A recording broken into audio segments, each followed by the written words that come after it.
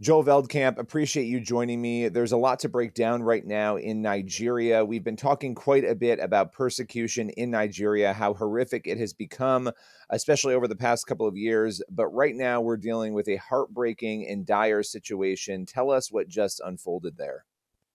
And what just unfolded there is the worst attacks we've seen in Nigeria in almost a year and a half.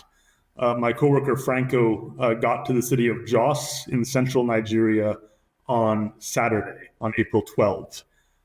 Every night since then, there have been attacks on Christian villages in that area. So far, about 126 people have been killed, we think, and over 7,000 people have been driven from their homes. So it's an extremely serious attack, one of the biggest that we've seen in this region for a long time, and it's coming in Holy Week, right? The worst massacre was on Palm Sunday, actually. 56 people were killed in their village by Fulani Islamic jihadists. Do you suspect that because it's Holy Week that this is intentional, this attack, the timing of it? Do we not know? I do suspect the last time we saw an attack of this size was Christmas 2023. In 2022, there was a huge massacre at a Nigerian church on Pentecost. So this is kind of part of the program now that around Christian holidays, the attacks on Christian villages become more ferocious. So we'll get into some of the ins and outs of what has led to this, but you have a contact on the ground, as you mentioned, and this is really important. A lot of times when it comes to these stories, you'll hear critics who say, well, we don't really know. We're not on the ground. We're relying on somebody telling us. It can be a game of telephone sometimes in these more difficult countries. But you guys at CSI, you often do have people on the ground. Take us through, and I know some of these details are difficult, so this is a warning for people as we talk about this, that these are horrific, difficult scenarios. What is your contact on the ground specifically seeing when it comes to injuries, when it comes to the effect? I want people to understand these are not just numbers. These are real people. So talk us through some of that. Yeah, on Tuesday, my coworker Franco was able to visit the hospital in Jos and meet with some of the survivors of the massacre. And he said most of the people who are in there have wounds from machetes. So the attackers are actually using machetes to kill and to hurt people. He met a 7-year-old boy named Stephen, whose entire family was killed. His father was shot and killed.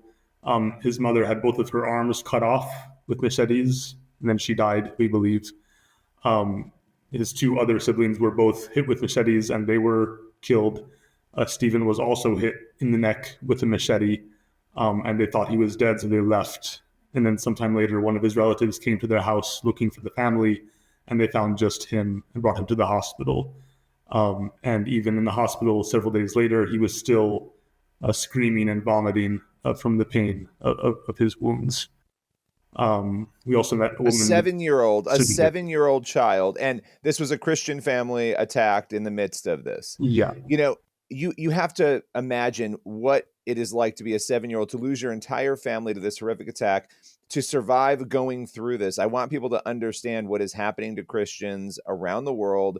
Particularly, we're talking about Nigeria today. And I didn't mean to interrupt you. You were going to say something else, so I'll let you take it from there. But I want to emphasize how horrific this is. Sure. Yeah. Just another story that another person we met at the hospital is a woman named Naomi, who has 5 children. And their father and her husband was shot in front of them by Fulani jihadists on motorbikes. They just drove up, attacked the house, and shot their father. So these are some of the stories that we've heard firsthand on the ground in Nigeria this week. So the Fulani jihadists, one of the things about Nigeria, and we've talked about this before, but I think this is still a very new topic for many people. You have a country, Nigeria, where almost half of the population is Christian. And so a lot of people would say, well, how is it possible that you would have a situation like this unfolding in a country like that? And I know that's a big question, but let's address that. And let's address what is motivating these Fulani, terrorists to do what they're doing. Sure. Yeah, even though Nigeria is about half Muslim and half Christian, the ruling military class of Nigeria has always been Muslims from the Fulani ethnic group. And that goes back to the British colonial period, where the British made the choice to use the Fulani to rule over the rest of Nigeria, kind of as their middlemen. And when the British left, that structure stayed in place. What's happening now is We have this huge region of Nigeria called the Middle Belt that's very fertile, that's populated by hundreds of different ethnic groups, almost all of whom are Christian and who are farmers.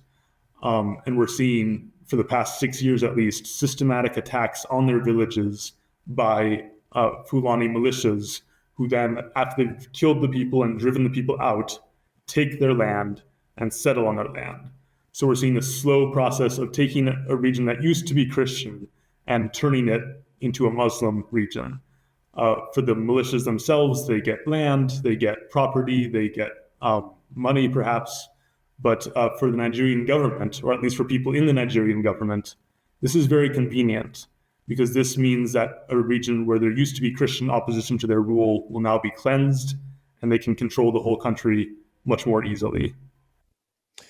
It's unimaginable that the rest of the world sort of watches on, and I wanna address this and talk about this because America in particular, we had Nigeria on the countries of particular concern list, which is an important list through, the State Department that essentially indicates which countries need to be monitored and maybe pressure needs to be put on. The Trump administration, the first time, added Nigeria. Biden administration took Nigeria off. Where does that currently stand? What are our hopes there? And what can America do? What can our country do to put pressure on the Nigerian government to stop these atrocities?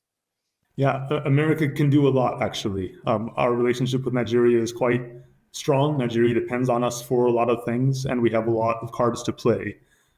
President Trump hasn't really begun his religious freedom program yet. He's still getting it going, but he just appointed his international religious freedom ambassador, Congressman Mark Walker, who by all accounts is a very strong individual for this role.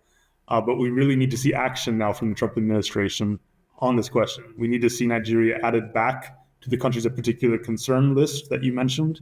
That should happen in a few months, that the new list will be announced. Nigeria needs to be on it. We know that Nigerian presidents pay attention to this list. They pay attention to their reputation in the United States. So that's the first thing. The second thing is that President Trump, I think, should call the president of Nigeria and say, look, I know what's going on. I've seen this and I'm not happy about it. Yeah, I mean, it's unimaginable, and based on the history, we have seen that President Trump has done those sorts of things in the past on this issue. This has been an issue that has mattered to him well before he was even in the presidency. It was something he talked about when Christian pastors were imprisoned. He would speak out on that, which is an interesting sort of streamline in his sort of leadership. It's one of the areas I think he's been relatively consistent on. So when you look at this, obviously you have these horrific attacks going on as we speak. What does justice look like? Is the government taking any of this seriously? From what we know, you have a contact on the ground. You guys are monitoring this because you would hope that at the very least, if this has been allowed to happen, that the government would be stepping in and holding people accountable and trying to stop further atrocities. Yeah, they aren't. You would think so, wouldn't you? But there is a whole military mission in this part of Nigeria called Plateau State. There's a military mission that's a constant military presence there, and yet no one has been arrested. These attacks began actually on March 27, and they've been going on continuously until today. Not a single person, as far as we know, has been arrested yet for killing Christians, for raping Christians, for driving people out of their homes. So that's an extremely damning indictment, and that's something that the U.S. government should bring up with the Nigerian government. Where are these arrests? What are your military forces actually doing in this region? When people, you mentioned thousands of people being driven from their homes, where do they end up? I mean, I want people to imagine right now, if you're watching or listening, you're in your home, you're living your life, you're driven from your home, you cannot go back to your home. Terrorists have taken it over. Where do these people end up going? I've seen before they crowd into unfinished buildings, perhaps abandoned schools. Sometimes they go with relatives. Sometimes they just have to set up camps in some hopefully safer part of the country. But we've heard already from our partners on the ground that the needs are immense. The needs for materials to rebuild houses that were burned.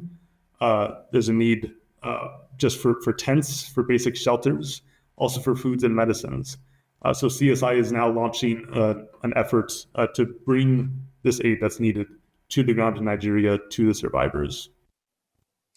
You have a contact on the ground there, and I keep bringing that up because it's remarkable in the midst of this. How dangerous is it for your contact? I mean, this seems like an unsafe situation for a Christian relief worker to be in. Yeah, there is some risk, but he's a very experienced man, and he doesn't do anything without consulting with local Nigerian Christian partners. And I've been there myself actually before, and I know that they never leave the compound without calling ahead, without calling their contacts in the area where they're planning to drive, see if there's any problems, if there's been any fighters spotted on the road. So there is an element of risk involved, but it's a risk we happily accept because it's our duty to be present with the suffering body of Christ. And that's why I brought that up, because this is an amazing example of death to self, of being in a difficult place and sacrificing oneself to love and care for others. Final question for you: where can people go? They're hearing about this need, they're hearing what you guys are doing. Where can they go to help CSI in this effort? Yeah, we would be so honored if people would go to www.csi-usa.org. And there you can give, if you feel so led, to our relief efforts in Nigeria. You can also sign up for our email list. We'll keep you updated about things that you can pray for. And we really do believe prayer is essential to our work. It's essential to our connection to the persecuted church. So regularly we send out email blasts with a list of things that you can be in prayer for in your daily prayer life. And we'd be so blessed if you wanted to support us that way. Well, thank you so much. As always, appreciate you taking the time breaking this all down for us. Thank you, Billy.